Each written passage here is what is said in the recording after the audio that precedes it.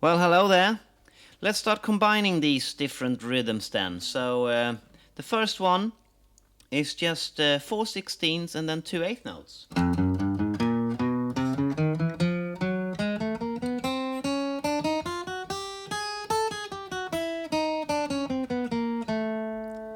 Pretty simple, right?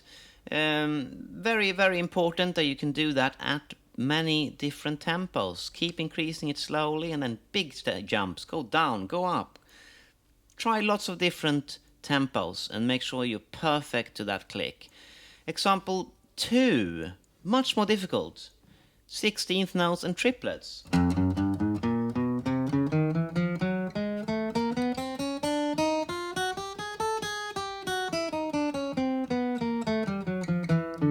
Etc, etc. Again, different tempos is what matters. Don't worry about the speed of it. For speed, we have specific exercises for speed.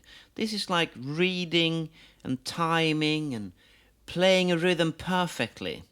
So don't push the tempo further than you can play it perfectly. Next one seems kind of similar.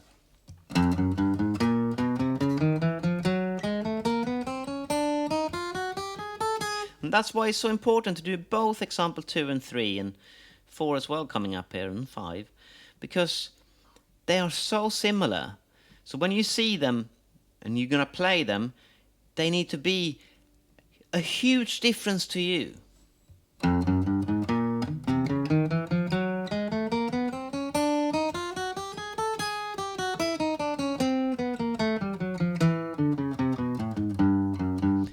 Example 4.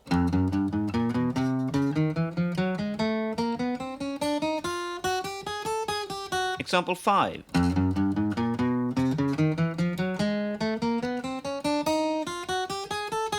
In a way, what we're doing here is the 16ths are easiest, yeah, because they're just a stream of the same.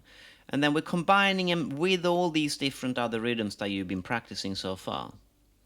And by doing that, you get better at practicing those clusters, basically. That's what we're really doing here. So the first 5 is singling out those different rhythms and putting them next to the 16s. Very, very, very important. You should spend a month doing this. And then, example 6, we'll start combining the different clusters. So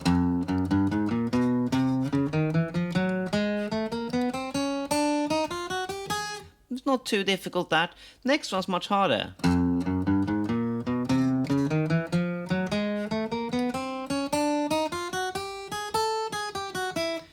And the final one.